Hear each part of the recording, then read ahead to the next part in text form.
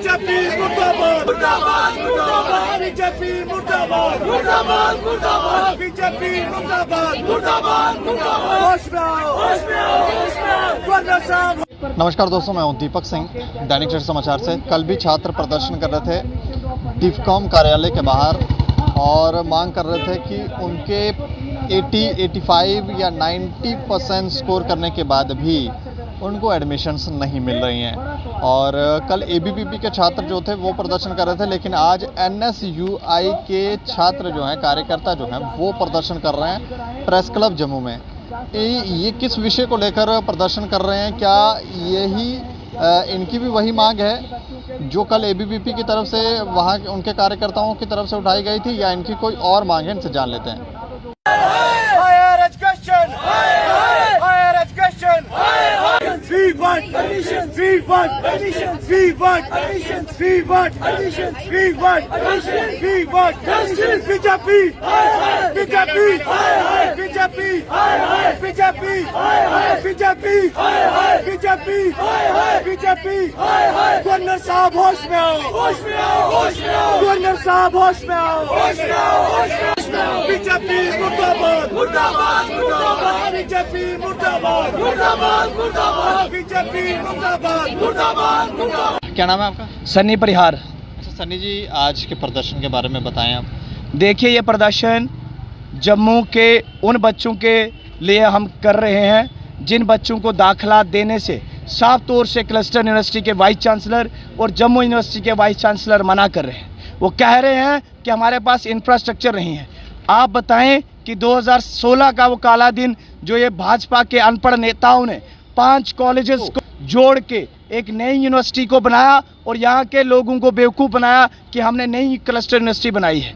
वो 5 कॉलेज तो ऑलरेडी थे। शायद आप भी एमएम कॉलेज या साइंस कॉलेज या कॉमर्स कॉलेज से पढ़े हों, या आपके भाई वगैरह जिन्होंने पढ़ाई की हो, वो तो पहले के कॉलेज थे। उनको जोड़ के इन्होंने जो है बहुत बड़ा तीर मार दिया कि हमने जो है इनकी बेहतरी के लिए काम किया।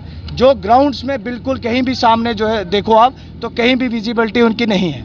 और जब हम उनसे बात करते हैं कि आप जम्मू के बच्चों को उनका अधिकार दो, आप उनको शिक्षा से जो है पीछे ना करें, आप शिक्षा दें उनको ताकि वो आने वाले समय में इस देश और इस जम्मू का भविष्य बने। लेकिन वो कहते हैं हम जो है ये सब्जेक्ट उनको नहीं देंगे। 90% 80% बच्चों ने स्कोर किए। उन्होंने अपनी पढ़ाई ईमानदारी से की, लेकिन जब इनका समय आया तो इन्होंने बेईमानी करके उन बच्चों को ये कहा कि आप जो है आप कहीं और दाखिला लें, आप प्राइवेट कॉलेजेस में दाखिला लें।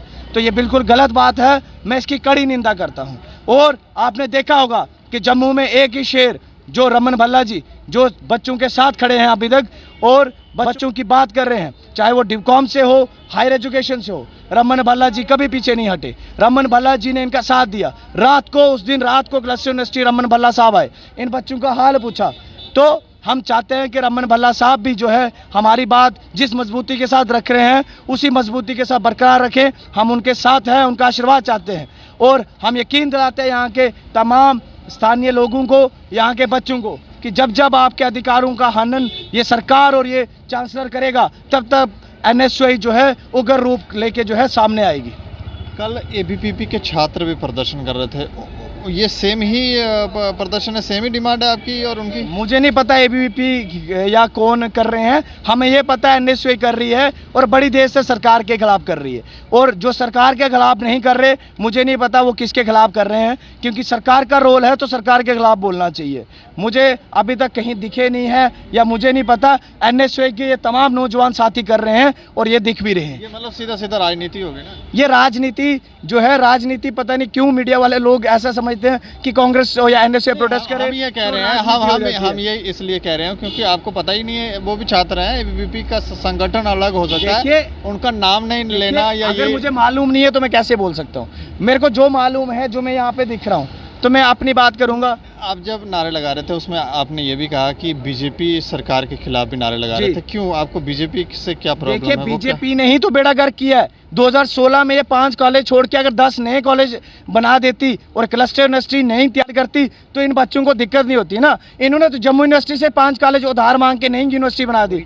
तो ये फैकल्टी भी जम्मू यूनिवर्सिटी की फैकल्टी को एंगेज कर दिया। बीजेपी के लीडरों ने किया। और किसने? 2016 में तो शायद बीजेपी की सरकार थी। और 2016 में ये चार्टर बने हैं, 2016 में एक्ट बना, यूनिवर्सिटी बनी, तो बीजेपी ही दोषी है ना इसमें। और यूनिवर्सिटियों का कोई दोष नहीं है। यूनिवर्सिटी का कैसे दोस्त है सर? जब सरकार अगर चाहे, सरकार का वाइस चांसलर जो है ना वो सुप्रीम तो नहीं रहता, चांसलर और प्रो चांसलर रहते हैं, चीफ मिनिस्टर और गवर्नर साहब। तो उन दोनों की सहमति के बिना कोई यूनिवर्सिटी ना बनती है, ना कोई कॉलेज बनता है। तो उनको बनाने वाले ये सरकार थी, तो इन सरकार के लोगों को ही दोषी कहेंगे ना, या मनोज धर या बच्चन लाल जी को उधर से उठा के लाया गया। बच्चन लाल को क्या सपना है कि मैंने क्लस्टर यूनिवर्सिटी जाना है? यहाँ के प्रोफेसर क्या एलिजिबल नहीं थे वाइस चांसलर बनने के लिए? तो ये सिर्फ फेवरेटिज्म कर रहे हैं, अपनी पॉलिटिक्स चमका रहे हैं और कुछ नहीं कर रहे। और गवर्नर साहब आप देखो, जहाज उड़ाने में जहाज उड़ा रहे हैं, पता नहीं इंटरनेशनल फ्लाइट चलेंगी। और भैया पहले जम्मू के बच्चों को तो देखो जो सड़कों पे धूप में चल। ऐसा करने के पीछे कोई कारण लग रहा है आपको? देखिए साफ तौर से कारण यह है कि जब लिटरेसी रेट गिरता है तो तब अनएम्प्लॉयमेंट रेट भी गिर जाता है ना। अगर ज़्यादा एलिजिबल लोग हो जाएंगे तो नौकरियां कहाँ से देंगे? ये तो अनपढ़ रखना चाहते हैं ताकि नौकरियां ना दे पाएं। ये तो साफ तौर से अपने आप को प्राइवेट सेक्टर को, क्योंकि यही प्राइवेट सेक्टर को भी बढ़ावा इसी तरीके से दिया जाता है।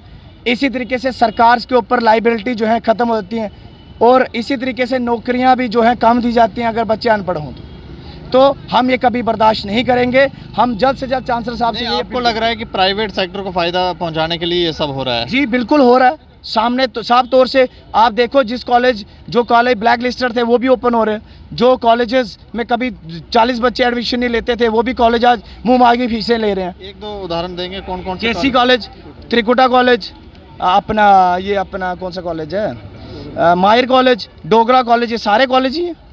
इनमें देखो आप पहले लूट मारी रीओपन हो रहे हैं जी। रीओपन क्या, इनकी सीटें पहले कम थी, 30 एडमिशन नहीं थी, आज ये फुल एडमिशंस कर रहे हैं वहाँ पे। तो हमारी यही डिमांड है चांसलर साहब से जल्द इन बच्चों का मसला देखें, हल करें, हवाई जहाज बाद में उड़ाएं। तो इन बच्चों के तरफ ध्यान दें, आपके स्टूडेंट हैं, आप इनके चांसलर हो, तो आने वाले समय में ऐसा ना हो कि आपका भी घेराव हो। आपको कितनी सीटें रखी हैं इन्होंने? सीटें इन्होंने 6000 रखी हुई हैं और 19000 फॉर्म लगा हुआ है। और अभी जो जम्मू यूनिवर्सिटी की नालायकी देखो, एडमिशन ओपन 4 से और 2910 रुपये लेट फीस। ये फीस की कमाई करने के साधन बनाया हुआ है बच्चों को, और कुछ नहीं है। तो हम अभी भी अपील कर रहे हैं हायर एजुकेशन से, अपने चांसलर साहब से जल्द सीटों को बढ़ाएं। इन बच्चियों को, छोटे छोटे बच्चियों को जो है पढ़ाई तालीम की ओर लेके जाएं, इनको जो है इनका भविष्य अंधेरे की ओर ना धकेलें। चलिए शुक्रिया हमसे बात। धन्यवाद। तो इन छात्रों को ऐसा लगता है कि कहीं ना कहीं राजनीति जो है वो की जा रही है, और कारण है राजनीति करने का कि प्राइवेट सेक्टर को फ़ायदा पहुंचाना।